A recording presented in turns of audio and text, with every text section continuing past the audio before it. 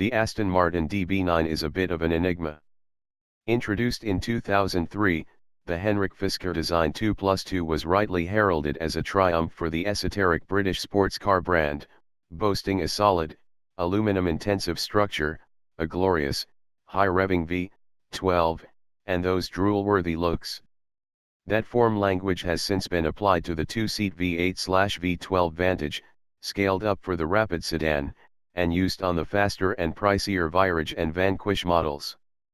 Now, after a dozen years of subtle but constant refinement, the DB9 finally is approaching the end of its run, with its replacement, the DB11, arriving by the end of 2016.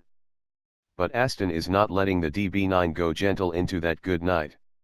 Henceforth, the car will be sold in DB9 GT form only, boasting a V12 with 30 more horsepower than before, for a total of 540, effectively splitting the difference between the outgoing DB9 and the 568 HP Vanquish. The result of this and a few interior refinements makes this perhaps the most charming and desirable DB9 yet. Here's looking at you.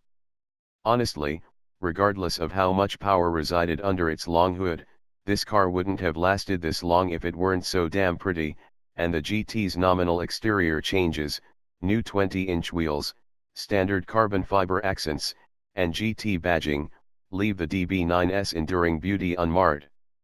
Last updated for 2013, the design is as lovely as ever, still able to elicit slack-jawed, pick-snapping reactions from fellow motorists and passers-by.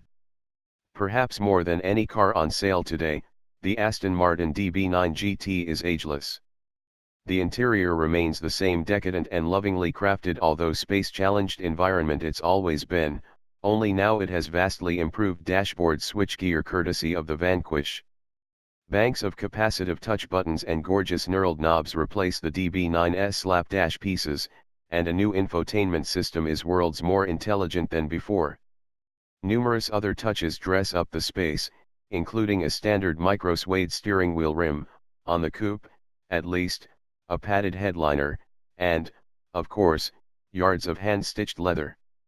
If Aston's intention was to create an interior environment that looks as special and expensive as the outside, well, mission accomplished.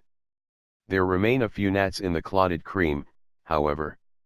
Some folks might recognize the window and mirror switchgear, as well as the air vents, from lesser brands that once were part of Aston Martin's corporate family when it was a part of the Ford Motor Company prior to being sold off in 2007. The navigation screen is too small by today's standards and can't quite bring itself to stand up straight, but rather faces slightly downward. While Aston has perfected the seats in front, the +2 rear seats remain unfit for most humans, although they make lavish shelves for briefcases, purses, and petite canines, and the cup holders can grasp nothing girthier than a Starbucks tall. And we can't fathom that after all these years Aston has never set a junior designer to the task of redesigning the unsightly steering wheel hub.